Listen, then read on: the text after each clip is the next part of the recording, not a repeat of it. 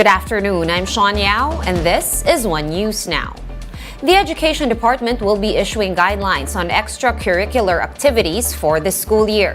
Let's get the details from JC Cosico, who's joining us live from Pasig City. JC, hi, what is this all about?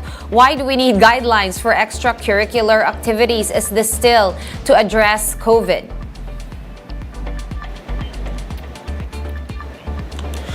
According to Vice President and Education Chief Sara Duterte, that's following her statement that there is a need to focus on academics following the code loss about by the COVID-19 pandemic. That's why the need to determine which extracurriculars will be allowed or not. The DepEd added for science, math, and the literacy.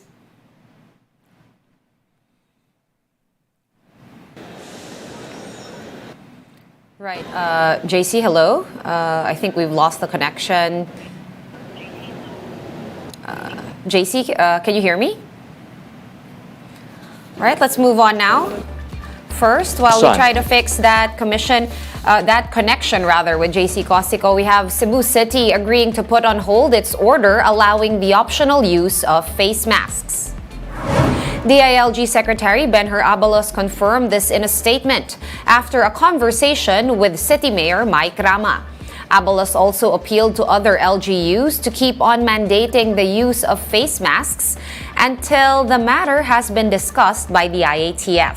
Meanwhile, in a public briefing, Mayor Mike Rama insisted that the Cebu City Executive Order did not violate any policy of the national government. Wala naman ako dapat actually ililit. Wala naman akong sinasabing huwag na kayong mag-wear ng face mask. Ang ginagawa ko, non-obligatory lang. Pero yung mga specific, andun pa rin. Pangalawa, discretionary din. Empowerment yung ginagawa namin doon sa establishment. Ginagawa na namin noon to eh. We're going to pause for a quick break, but we will be back with more stories after that. Keep it here.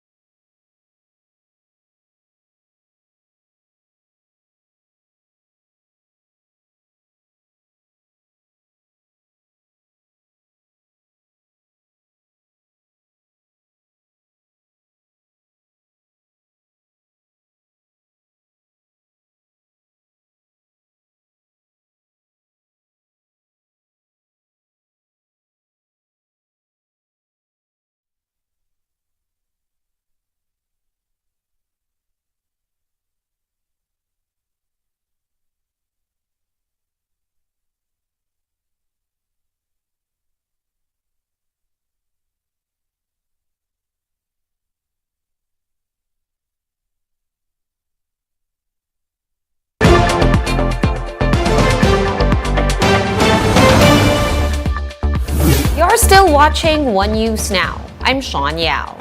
Let's circle back to our top story about the Education Department set to issue some guidelines on extracurricular activities in schools. We have JC Cosico now over the phone to give us the details. JC, hi. Sorry, we lost you a while ago. Again, can you talk us through these guidelines for the extracurriculars and what are they all about?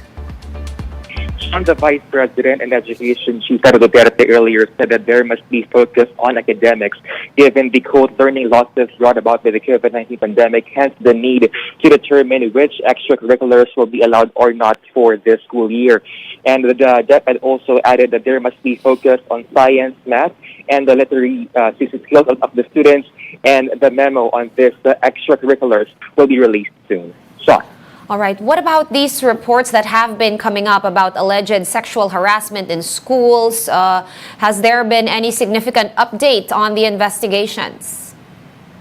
Sean, the 7 teachers allegedly involved on this may be faced dismissal should they be found guilty on this. Tomorrow, the SDO in Bacoor will submit its fact-finding report to DepEd Calabarzon, and alleged victims were also told to show up and submit their affidavits to help in the ongoing probe. Sean. All right. Circling back to those guidelines on extracurricular activities, I'm assuming part of the concerns why we need guidelines is that COVID is still very much around. Have there been any reported transmissions or increase in transmissions because of the opening of face-to-face classes? Sean, DepEd says that since the opening of classes last August 22, there have been no COVID transmission among teachers and non-teaching personnel and also students. And the DepEd said that the opening of classes went well, and about 29.4 million students have been enrolled for this school year. Sean. All right. A lot of people have also been calling on the DepEd to review the K-12 curriculum. Is there anything new on that matter? Sean, according to the agency, there is an ongoing review as to this. Concerned stakeholders were also consulted as to this review of the K-12 curriculum. And this is also to address the job skills mismatch to ensure the employability of grade 12 graduates. Sean. All right, thank you so much for those details. JC Cose reporting to us over the phone from Pasig City. Thank you, JC. In other news, ABS-CBN and TV5's parent company MediaQuest have terminated their landmark investment deal. In a disclosure to the Philippine Stock Exchange, the company said they have both agreed to terminate the investment deal, which involves ABS-CBN acquiring 35% equity interest in TV5. Signal Cable's plan to acquire a minority stake in Sky Cable has also been terminated. Both parties confirmed that they have not implemented any of the transactions covered by the agreement. This comes on the back of legal questions that were raised by the National Telecommunications Commission and Representative Rodante Marcoleta, who actively pushed for ABS-CBN's shutdown back in 2020.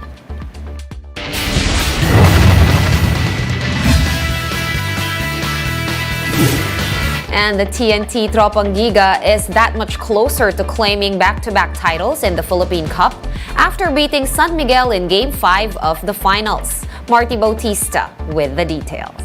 The TNT Tropang Giga is inching closer to back-to-back Philippine Cup crowns after beating the San Miguel Beermen in a crucial Game 5, 102-93. TNT was able to pull off the win despite losing star guard Jason Castro early in the third quarter. Castro stepped on the foot of Marcio Lassiter and was not able to return to the game. In the absence of their leader, TNT banked on Mikey Williams' 23 points, while another vet, Kelly Williams, played like the early 2010s and finished with 21 points and 9 rebounds. I've been saying it all year. I think this team is built for adversity, and we've had guys in and out all throughout the year. Of course, Jason's a huge part of why we're here, but we know it's on us to try to fill the shoes collectively. Boy Eram also stepped up with 17 points despite dealing with an ankle sprain of his own, while Roger Pugoy added 14. TNT head coach Chot Reyes pointed to the team's solid outside shooting as a crucial point in the victory. The team drained 13 threes, led by Mikey, who had 6, and Kelly, who had 4. San Miguel does an excellent job really clogging the lanes, taking away our penetration and our inside games. And for us to be able to solve it, we have to be able to hit from the outside. On the other hand, Junmar Fajardo once again top scored for SMB with 20 points and 16 rebounds. Game 6 of the finals is on Friday, 5:45 p.m., live on TV5 and One Sports. For News 5, Marty Bautista. We are One News. Moving on to the weather, we have Super Typhoon Henry slightly intensifying while moving south toward the northeast of Batanes. The Super Typhoon brings with it wind speeds of up to 240 kilometers per hour. Aside from heavy rains in Batangas, Henry will also be enhancing the southwest monsoon or habagat, which could bring rains over the western section of Luzon starting tomorrow. Henry could also likely intensify further while moving generally southwest today. It will exit the Philippine area of responsibility sometime Saturday evening or Sunday morning. Meanwhile, Tropical Depression Gardo has weakened into a low-pressure area and will likely be absorbed within the circulation of Super Typhoon Henry. For more updates, visit News 5, The Philippine Star, and Business World online. Visit our website, onenews.ph, for more in-depth analysis. You can also catch One News on Signal Play. Register for a free account at www.signalplay.com and stream One News Live anytime, anywhere. Masks on, wash hands, and stay safe, Philippines. I am Sean Yao. We are One News.